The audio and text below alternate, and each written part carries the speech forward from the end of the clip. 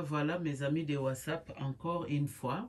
Na pesi bino lisusu mbote tokolembaka kopesa na kaba mbote te na ba bonsoir te na temps oyo mutu nyonso akolanda biso na pesi bino mbote lelo lisusu na yeli bino epoke ya Koffi Olomide na Meje 30 nazo chela bino ngo sikoyo biso nyonso tutolanda to sepela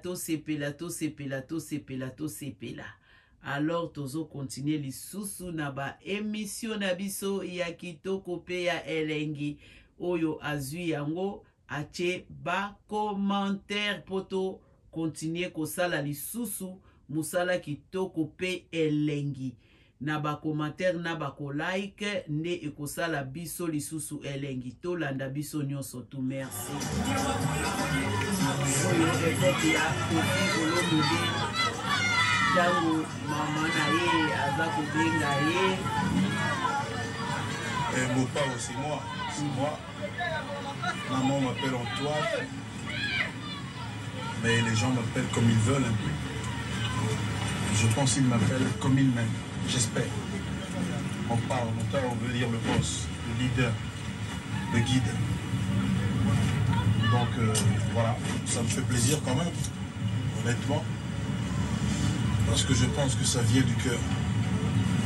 Parce que je suis d'ici, je suis de cette ville de Kinshasa qui se meurt. Enfin, qui se meurt ne veut rien dire. Tant qu'on n'est pas mort, on est vivant.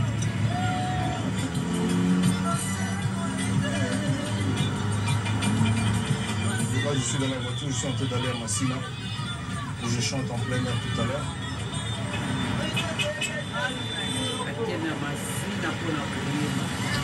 Voilà comment on circule ici à Kinshasa. Il faut savoir jouer au football, c'est-à-dire savoir faire des dribblings. Il faut voir équipe. Salut.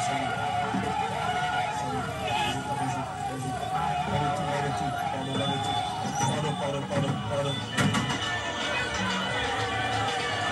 Ala masina nini ngani. Kote ya banganda msiku. Kote masina.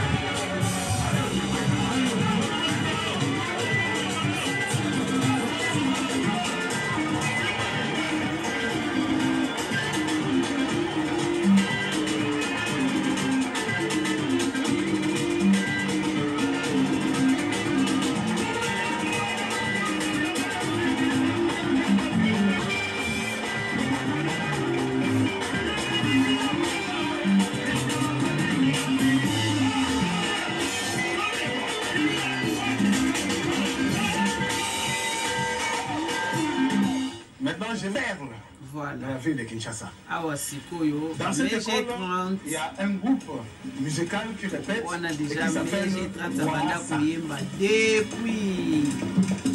Le groupe Wassa est composé de jeunes gens et jeunes filles dont la particularité est de faire une musique plutôt vers la recherche et par conséquent ils produisent un travail qu'on n'a pas l'habitude d'entendre dans les rues de Kinshasa.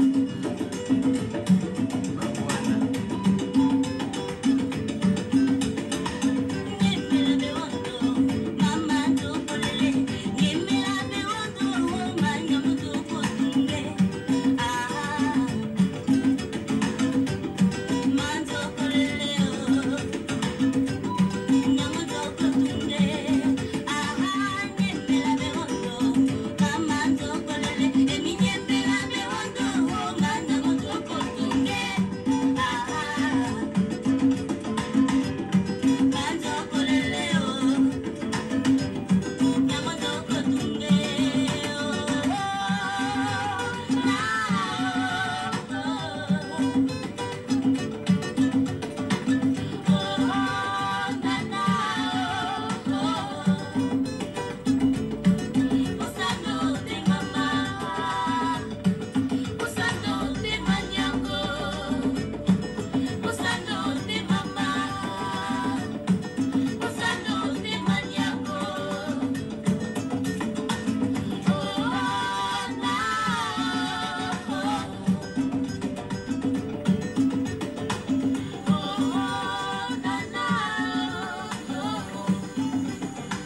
Kinshasa, ma foi, c'est une ville où l'expression est débordante. Alors, Kitoko Makasi, j'ai aimé ça.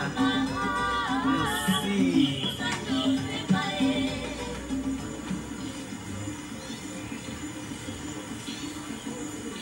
Merci.